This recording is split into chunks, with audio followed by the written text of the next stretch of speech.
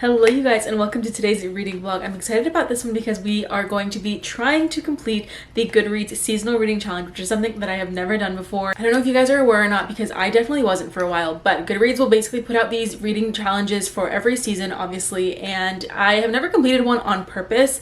I know that I have definitely read books from the challenges sporadically, but it's always been by chance, and as a result, I've technically already completed 10 of the 12 achievements for the 2026 Spring Seasonal Reading Challenge. So this week we're going to be trying to complete it. We will also be reading one extra book from one of the categories of my choosing, so I am definitely excited. I have already started our first read. It is from the Marathon Reader category. This category is comprised of much longer books than I'm typically used to reading, which is why I haven't completed it even by accident. But we are starting off with Workhorse by Caroline Palmer. I was between maybe 2 or 3 choices from this list, but I ended up going with this one because it was the one that caught my attention first, and after reading the premise, I definitely am intrigued. I have already started this book. I'm only about 40 pages in though, so I'm just barely making it done because, as you can see, it is definitely a thick book. And essentially, so far we are following our main character Chloe. She is working at the world's most famous fashion magazine. It's 2001 in New York, and she's sort of trying to work her way up the totem pole of this fashion magazine. The problem, if you will, is the fact that she is surrounded by all of these show horses, as she calls them, which are basically her peers and colleagues. That the world of fashion and the world that she is currently in comes very easily to them, and she describes herself as a workhorse, meaning that she has to really put in that extra effort. She is not a nepo baby by any means, and she really does have to try hard, obviously without making it seem like she's trying hard, to really assimilate herself into the culture of fashion magazine editing. I feel like this is going to be pretty character driven, and so far I'm enjoying the writing. I will say that because, again, I'm only about 40 pages in, we're still very much trying to just lay out the foundation of where she is in her life, and I do seem to kind of like her as a character. I'm curious to see how much we actually cover in this over 500 page novel. I just hope it doesn't get too boring because I do believe it's going to be pretty character driven.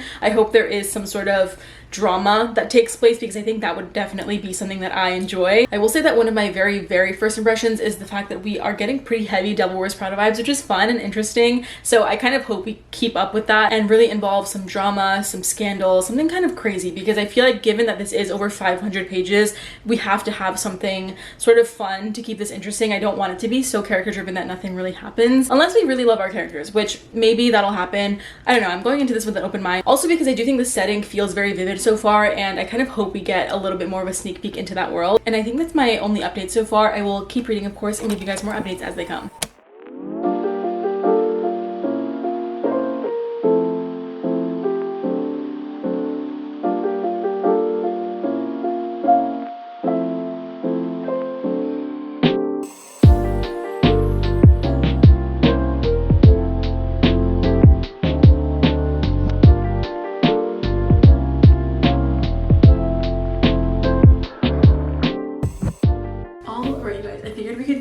Update regarding Workhorse. I'm about 200 pages in. I feel like I just hit the 200 page mark. We're basically still following our main character as she lives her life in New York in her mid-20s, working at a fashion magazine, and it is interesting so far. I do hope that there's a little bit more drama to come, and I say that because the story is definitely much more character driven than plot driven. There's no real plot driving the story through, but we're watching our main character Chloe make good decisions, make bad decisions, have problems with her friendships, and really struggle, especially with her identity as this quote-unquote workhorse. She's just trying so hard to fit in, and sometimes she'll feel like she's, oh my gosh, this just got everywhere, and I hate when that happens.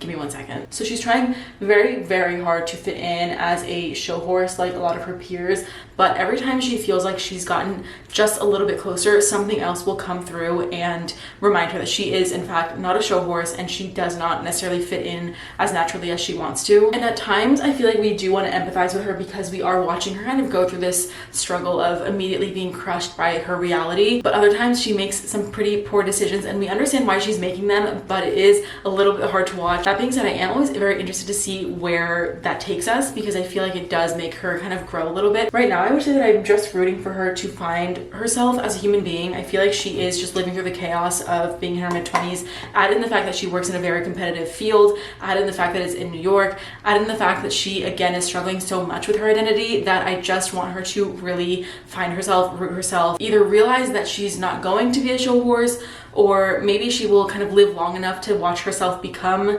the villain or the show horse in this case. And I'm just curious to see where we go from there. And again, I do hope there is some more drama to come because we have over 300 pages left in this book. And that's not to say that I don't want to spend 300 pages with her just as the way she is right now, but I do want a sort of character arc to really come full circle. And I think one of the ways that we can get there is have more drama happen. I am also still very much so imagining many of the characters from The Devil Wears Prada as the characters in this book, even if they're not completely adjacent. It just feels like they are in my mind. I will definitely say that I was nervous about picking up such a long book after such a long reading slump that I've been in, but I have been entertained so far. Again, I do want more drama just because I feel like it'll really help the story feel a little bit more chaotic and real. I want it to get a little bit messier because I feel like we're always just at the precipice of everything becoming really, really messy, and then it kind of draws back in, we reel it in, or we'll sort of skip through what could have been a mess and she's in a better place months later. I also realized this morning that this book is supposed to be split into parts, and I'm still in part 1, over 200 pages, and so I guess the other thing that I'm curious to see is when or if at this point part 2 is going to come, because I'm curious again to see how the story actually unfolds. I feel like because it is so character driven, there just has to be something else driving this through, and right now she's in this very stagnant phase of self-realization and self-growth. I feel like she again is stuck in this limbo of wanting to be a show horse so bad and realizing that it's just not quite there, but at the same time she doesn't want to succumb to living the rest of her life as a workhorse. So I guess looking forward, I'm hoping that part 2 is coming up soon, and that in the coming part or parts there is some sort of development that actually takes place. There have also been a couple times where this sort of second person point of view comes through and she's addressing us as readers. So I'm wondering if there will be a sort of unraveling of all of these events that are taking place and she will speak to us from a more retrospective perspective, and I'm kind of hoping that's the case. I do think that would be pretty interesting, and I'm kind of hoping that happens. I think that's pretty much all that I have for my update so far. Again, the main things that I have on my mind are, is she going to find herself? I hope she finds herself. Is there a part 2? And if so, when is it coming? Because I feel like, again, 200 pages in, I'm looking forward, not necessarily because I want there to be a change of pace. I mean, I kind of do, but because I'm just curious to see how many parts it is going to be split into and what each part is really going to signify. And the only way that I'm going to find that out is if I keep reading, which is what I'm going to do now. And I will give you guys more updates as they come.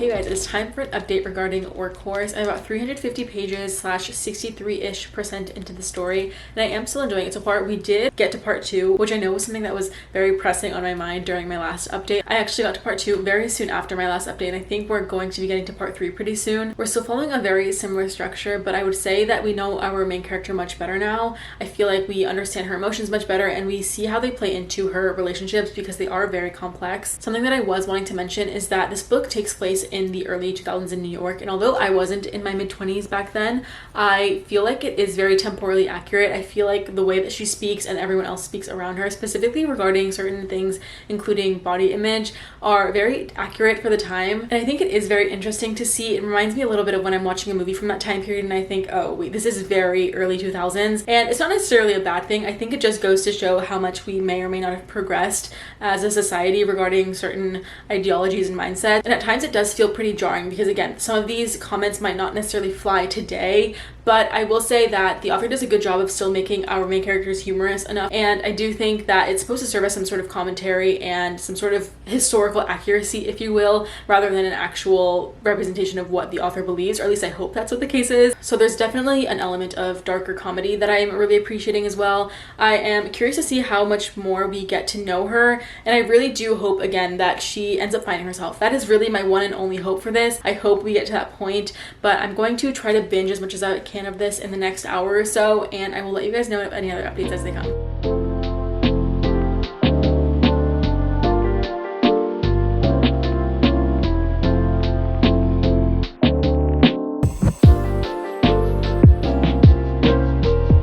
Okay guys, super duper quick update. I am currently on chapter 64, page 489-ish, I believe, and I think I only have around 60 or so pages left, so I'm going to try to finish the rest of this now. I just wanted to pop in because I have an inkling that things are about to get really, really crazy, and I'm kind of looking forward to it. Also, I have been splitting my reading experience between my Kindle and the physical copy because although I am enjoying the physical copy, the Kindle is very convenient and very easy, especially when we are carrying a book this heavy.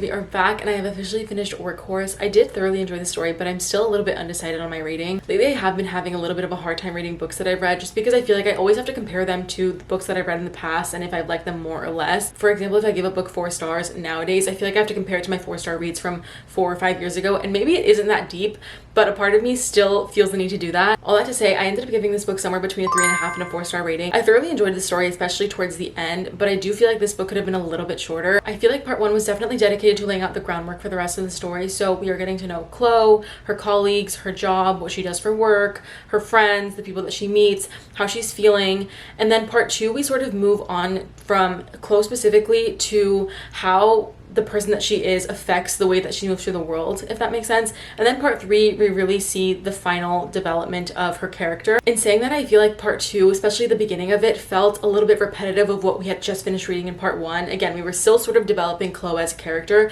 but I feel like we had enough context by that point to where it didn't feel very necessary. Regardless, I did find myself really enjoying the story, especially towards the end. I feel like in the story, you have to be okay with knowing that all of the characters are going to be extremely unlikable at some point. Specifically, Chloe, our main character, makes some very questionable, very morally incorrect decisions at some points, but it is kind of interesting to see how she ends up navigating with those decisions and making peace with them, even though she knows in her heart that they are not good choices. I feel like we really see her grapple with wanting to fit in so badly, and that pushes her to do things out of her comfort zone. Now, that comfort zone sometimes is something that kind of keeps her in line morally, and when she pushes that boundary, she definitely makes decisions that are not very good or correct. And I do think it makes for an interesting story seeing her grapple with those decisions, make peace with them, how she justifies them in her head, and also how she eventually has to face the consequences of those decisions. But she's definitely not the only imperfect character. I think we see moments where each and every one of the characters are very unlikable because their flaws are highlighted on such a grand scale. She works in a very competitive industry, which brings out a lot of jealousy and comparison, and I think a lot of the people that she ends up surrounding herself with, she ends up forming relationships with as well, and it creates very complex, very strained relationships in a lot of ways. And there's so much that they're all internally grappling with that I think you really see how it affects how they treat each other. Something else that I'll mention is that I kind of wish I got into the audiobook of this as well, just because I feel like it would have made a very good experience. Sometimes the way that our main character speaks is very conversational, and I think that really would translate well into an audiobook. Overall, I think this was an incredible debut novel. I would be interested in reading more from this author. I think, again, if you are looking for something that has some drama, some complex relationships in it, you would really enjoy this. As for our song association, honestly, this was such an easy decision to make. I think there were so many moments where I thought of this song, and that is Ballad of a Homeschooled Girl by Olivia Rodrigo. Not because our main character Chloe is a homeschooled girl, but rather because that song really captures this idea of wanting so badly to fit into something that you simply are not. And of course, that is something that our main character Chloe really struggles with. There were so many scenarios that I found myself reading that I thought, wow, Chloe would love that song. She would feel so seen, so validated, and just so identified. There are so many moments where she's trying so hard to fit into a situation and say the right thing, but it never comes out exactly the way that she wants it to. And by the time she finally sort of cracks the code, if you will, she realizes that those things aren't necessarily things that she even wants anymore, because she basically grows out of having these desires. And I think honestly that was one of my favorite parts of this book, was seeing her realize that maybe that life isn't the one that she wants, and maybe that life isn't as perfect as it always seems from the outside. And I think that's all I have to say regarding Workhorse. That being said, if you guys have any other song associations or if you have any other comments, please let me know. And in finishing Workhorse, we have officially collected our marathon reader achievement, so now we can move on to our next read. Our next read is one that I am very excited for because I feel like everyone and their mother has not only read this but also loved this, and that is The Correspondent by Virginia Evans. This is part of the Books on Books achievement, which I actually already have, but I wanted to round out this video with 3 books, so I decided to pick one extra book from any category of my choosing, and this was one that I, again, have been wanting to read so badly for so long that I figured this would be the perfect time to read it. If you don't know, this book is completely comprised of letters written by our main character Sybil. Alright, there might have been a little change in the angle because my camera died during the last clip, and I don't remember fully what I was talking about, but I think we were talking about the next read, which is The Correspondent by Virginia Evans. Sybil is a woman in her 70s. She is a mother, a grandmother, a divorcee. She's retired from a very successful career working in law for over 30 years, and she's always loved writing letters as a way of communicating with the people in her life. And in this stage of life, she still maintains this practice, so she writes letters to her children, her neighbor, one of her former colleagues, that former colleague's son, and other people in her life. And I'm currently somewhere between, I would say, 30 and 40% into the book so far, and I am really enjoying it. I think there was one part in particular that really stuck out to me, and that was the excerpt talking about why she maintains this practice of writing letters rather than communicating through phone calls or even text messages, which are arguably more convenient and maybe more efficient ways of communicating. She talks about how writing letters and how all of the letters that one sends and receives in one's life can really make up part of a much bigger picture, something like a puzzle, something like putting all these pieces together that really comprise one life more than just a simple photo or a simple memory. I think the practice for her is very meditative, and it's really evident in her writing and in her letters how much she really enjoys keeping up with the people in her life that way. I think given the fact that this book is entirely written through letters gives us a very unique perspective on our main character, and I think in general there's a very specific perspective that you receive from a person, or a character in this case, from reading someone's writing. If you think about something like a memoir, a poem, a song, a journal entry, or a letter in this case, you really do get a sort of vulnerable, and I would even say a pretty clear window into what someone might be feeling or thinking in that moment. And if we sort of narrow that down into the medium of writing letters or even writing a journal entry, there's this sort of less guarded perspective that I think you can get. Because presumably it's a very casual moment where someone just sits down, writes their feelings, writes their emotions, recounts a certain experience, or goes through something in their mind, and it kind of gives you this second-hand perspective of whatever it is that they're talking about. And because of that, it almost feels like an even more intimate and even more raw, vulnerable perspective from the writer. And I think you definitely get that aspect of vulnerability and honesty in her writing and in her letters. That being said, it almost feels like we're still lacking a little bit of depth and connection to our main character, Sybil. And I say that because we only get to see her interactions with one person at a time. I think although there are various recipients, and sometimes they will even send letters to her, there's almost this still lingering feeling of Sybil and everyone else in the story feeling very one-dimensional. We don't really get to see her in the moment, of course, because when you're writing, you have presumably given yourself time to reflect on a situation or a circumstance, and we don't really get to see her actions. We don't get to see her spur of the moment thoughts, and I think that really does kind of make up what someone could be. It does feel like we're still early enough in the story to have that change, and I can see myself developing a deeper connection to her, but I think that is what's on my mind right now, is I want to see more of her in the moment, which is hard to do, right? Because presumably as she's writing a letter, she's not living through whatever it is that she's talking about in the moment. She's either talking about something that happened yesterday or weeks ago or months ago, whatever the situation might be. She's always writing about something that she's essentially had at least some time to process, and I think that definitely takes away from the connection that we feel to her right now. But again, there is time for that to change. We're only about a third into the story so far anyway, so I will continue reading and I will give you guys more updates as they come.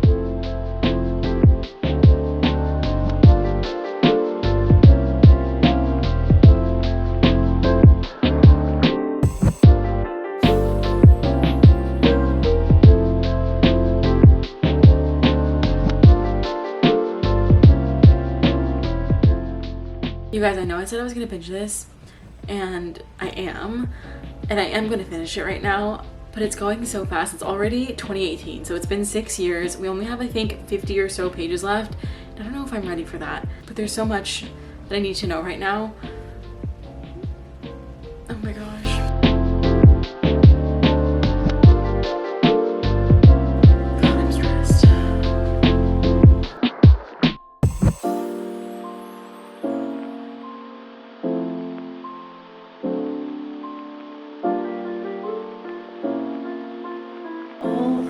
It is time for an update.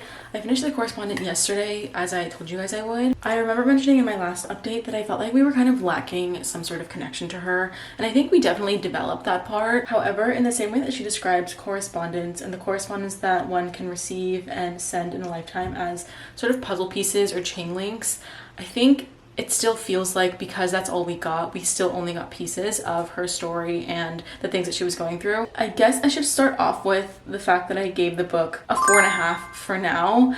I feel like maybe it'll turn into a 5-star, but because it's lacking that sort of emotional element, I feel like it can't really be a 5-star right now. I think maybe if down the line I feel like it still has impacted me enough, maybe it'll be bumped up, but right now I'm feeling a really strong 4.5. I think something that might have helped would have been getting more letters that were sent to her. Additionally, I just feel like because we are also spanning such a long time, we got, again, very sparse pieces of everything that happened over those 7 or 8 years. That, along with the fact that it was all told in correspondence, really lacked that emotional side for me personally. And I can acknowledge that this might have been a deliberate choice made by the author, but that doesn't mean that I have to like it. And that's why I'm landing on 4.5 for now. I think I've also read a few books over the past couple of years with older protagonists that I've really enjoyed, and I didn't know if it was the older protagonist that I enjoyed or other elements of the story that I enjoyed. I think this book particularly cemented the fact that I really do enjoy actively when there is an older protagonist. And in this particular case, I really loved seeing Sybil's retrospection and how that calls her to be more introspective and sort of right some of her wrongs from her past. I find writing to be an activity that really does make you reflect, and I feel like we really see that in Sybil's case. And although sometimes it may have seemed like it was too late for her to go back and right those wrongs, I think we also see that our personal definitions of too late are not the true definition of too late, in the sense that we can go back and sort of allow time to be the thing that forces us to reflect and try to change. And although trying to go back and right those wrongs, if you will, doesn't necessarily, or not that it doesn't necessarily, it just won't change the trajectory of events or the course of events that have occurred, I think it's still worth it. And I think we really see how in Sybil's case, it lifted a sort of weight off of her shoulders, and at the very least made her feel at peace with the fact that she tried to remedy them. Sometimes if it is too late, you might just regret not having done it when it wasn't. I won't go too much more into that, but I feel like if you've read the book, you definitely know what I'm talking about. I also started this clip with the intention of talking about the book and doing my makeup, but this has sort of turned into just me talking about the book, so we're going to try to do my makeup as well. I of course really appreciated the unique and innovative format. Oh my god, I'm doing it again. I of course really enjoyed the innovative and unique format. At the very least, that is something that will stay with me from this book, and I think that really did elevate the reading experience in some ways, where again I mentioned how there were parts of that made it feel like it hindered our full reading experience. This is one of those books that definitely reminds me why I enjoy reading, and in the case of this book specifically, why I also enjoy writing.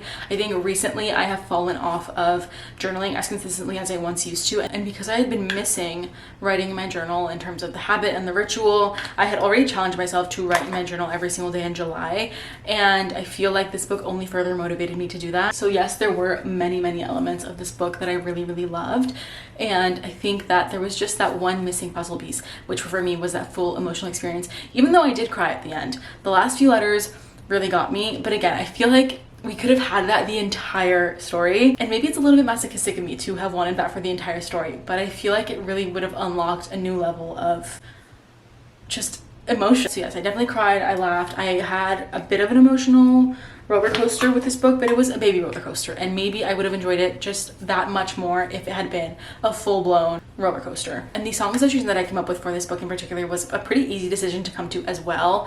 I was between this one and another one, but I ended up going with Landslide by Fleetwood Mac / Stevie Nicks. That song is very emotional and very reflective. It's also one of my favorite songs of all time, but I find that that vibe is one that is really parallel to the one that we read in the correspondence. So I think if you like that song and that general vibe, you will also enjoy this book if you haven't read it already. And I think that's all I have to say about the correspondent. I have also started our third and final read for this video, which is actually the book that I have to finish by today, because today is June 30th. The challenge ends today, and if I don't finish the book by today, I will not be obtaining the little achievement for this category. So this book comes from the community picks category, and it is a category comprised of all mysteries and thrillers. I haven't necessarily been in the most mystery / thriller mood, but I have been enjoying our read so far. I chose Listen for the Lie by Amy Tintera, and in this book we are following our main character Lucy, who has basically all but been convicted of murdering her best friend Savvy, I think 5 or 6 years ago at this point. Lucy now lives in LA, but it is her first time back to her very small hometown of Plumpton, Texas since the events that happened that night. And because it's such a small town and there really is no other explanation for what happened that night, everyone thinks that Lucy murdered Savvy. The thing is, Lucy does not remember anything about that night, but she was found with a lot of evidence, I guess, in the sense that there was a lot of Savvy's blood on Lucy. So that's kind of the main reason why everyone thinks that Lucy was the one to murder Savannah, other than the fact that no one else saw anything, no one else heard anything, and there was no one else with them. But again, given that she remembers nothing and there has been no other evidence, they can't really convict her of that crime. Now the added element is the fact that there is this very popular true crime podcast called Listen for the Lie, and the host of this podcast has now decided to cover this particular unsolved crime. So now there's this new and much larger spotlight on this unsolved crime, and it's also, again, Lucy's first time back. So that's kind of where we're at so far, and something that I'm enjoying right now is how much of an easy read it is. It's very mindless, takes absolutely no brain power. It almost reads like a YA, even though I don't think it is. I think I'm only about 20% in, so I don't really have too much to add. I don't have any theories. I don't necessarily love or hate any of the characters so far. I am enjoying the fact that we have this sort of dual medium format. So we are getting transcripts from the podcast as well as Lucy's point of view of just being back home for the first time since everything happened. Now we're going to the grocery store. I'm going to continue reading through all of today because, again, I have to finish the book today if I technically want to complete the challenge the way that I should. So I'm going to, at the very least, listen to the audiobook on the way there and back. I'm also curious to listen to the audiobook specifically because, again, we have this sort of podcast format, thinking and hoping that it'll translate very well into the audiobook. So again, right now I'm going to go to the grocery store. I will listen to the audiobook on the way there and back, and maybe I will even listen to it while I'm grocery shopping. I say that kind of cautiously because I'm not one to typically listen to anything while I'm grocery shopping. I don't really know why. I just feel like I need to have more awareness than what I can have if I have my AirPods in while I'm grocery shopping. But anyway, I'm going to, again, go grocery shopping now, listen to the audiobook at the very least in the car, and I will let you guys know if any updates as they come.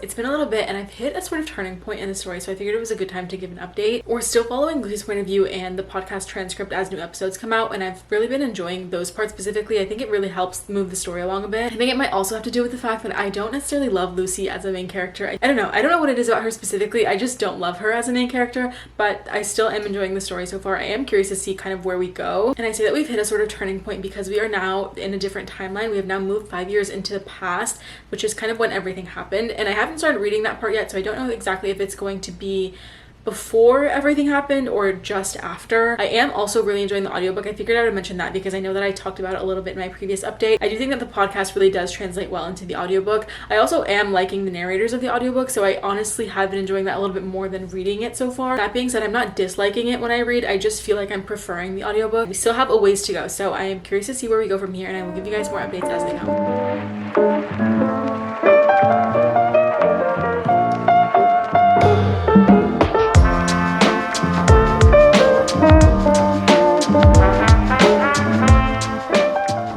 Time for our final check, and I did end up binging the rest of Listen for the Lie, and I ended up rating it 3 stars. I think the main thing that I have to say about this book is that I'm just not going to remember it, in the sense that there was nothing in this book that I really cared for in either direction. I didn't particularly love it, I didn't particularly dislike it, but I think I would recommend it if you're in the mood for a mystery / whodunit sort of story and you want something fast paced and you know that you've enjoyed this sort of double medium format before, because it does have that podcast element, which I did think added to the story. I also did find myself preferring the audiobook to the actual physical reading experience, so I don't know if it was the podcast necessarily that did that or if it was just the fact that I didn't care enough to reach for the book necessarily. The writing style did feel very juvenile, and after doing a little bit more research, and by a little bit more research I mean reading the sort of about the author section, I learned that this is actually this author's very first adult novel. She's only previously written YA novels, so I think that really makes sense and actually contextualizes a little bit more of why the writing style was the way that it was. Not that I disliked it, it definitely felt like I was reading a YA novel, except for the fact that maybe the themes are a little bit darker than they would be in a YA. I didn't predict the ending necessarily, but I also didn't put a lot of thought or energy into predicting any sort of ending, and B, it didn't catch me off guard either. Again, I just think it's going to be one of those books that I don't necessarily remember in the long run, and there's absolutely nothing wrong with that. I think I'd rather have a very neutral 3-star read than a book that I actively dislike. But ultimately, I think my experience with this book was a combination of a lot of factors. I'm just recently getting out of a reading slump. I think if it hadn't been for this video, I wouldn't have picked up a thriller or a mystery. I actually don't know the last time that I read a thriller or a mystery now that I think of it, so I wasn't necessarily in the mood for one either. I think all of these factors together made it for a very regular reading experience. I also didn't consider how difficult it would be to come up with a song association for a thriller / mystery, because when you're reading a lit fic or even a romance, there are a lot more personal / realistic themes and ideas that come up, and a lot of the times they're very similar or the same ideas that come up in a lot of the music that at least I personally listen to, but that doesn't necessarily happen with thrillers and mysteries. However, I did have one song that kept coming to me as I was reading this, and that was Bad Guy by Billie Eilish. I think if you do end up reading this book, you'll understand why, but it's not anything lyrically about the song, it's just more the vibe that I get from the song and this book, and it's particularly one element of this book. I don't want to go too deep into it, but I think, again, if you've read the book, you'll know what I'm talking about. Overall, again, I did enjoy the book. I just don't know how much much of a lasting impact it'll leave on me. So I would recommend it if you're in the mood for a thriller or a mystery or something fast paced, but I don't know, again, just how much I'm going to be thinking of it in the future. So do with that information what you will. And with that, I officially have completed a Goodreads seasonal reading challenge. I'm definitely glad that I ended up going out of my way to complete this seasonal reading challenge. And I think moving forward, I will surely consider some of these lists a little bit more because there were some really great reads and a lot of the books did end up catching my attention. So I think if I'm ever not knowing what I want to read next, I can definitely consult some of these lists and hopefully come out with a really nice read. And I think when you're just in that limbo of not knowing what to read next, all you want or need is some guidance. And I think these lists can definitely provide that. I ended up actually reaching for 2 books that were not on my radar at all. And I think that's always a win too, is just stepping out of your comfort zone a little bit. So again, I am really happy to have taken the time to complete this challenge. And I would recommend these Goodreads seasonal reading challenges / these Goodreads recommended lists. They definitely seem to have a great variety even within genres, length, authors, etc, etc. Let me know if you guys have ever completed a Goodreads seasonal reading challenge. Let me know what books or inspiration you've gotten from one of these Goodreads lists. Let me know how it went. Let me know anything you want to let me know. I think that brings us to the end of today's video. Thank you so much for watching. Thank you so much for being here. I hope you enjoyed it and I hope to see you in my next video.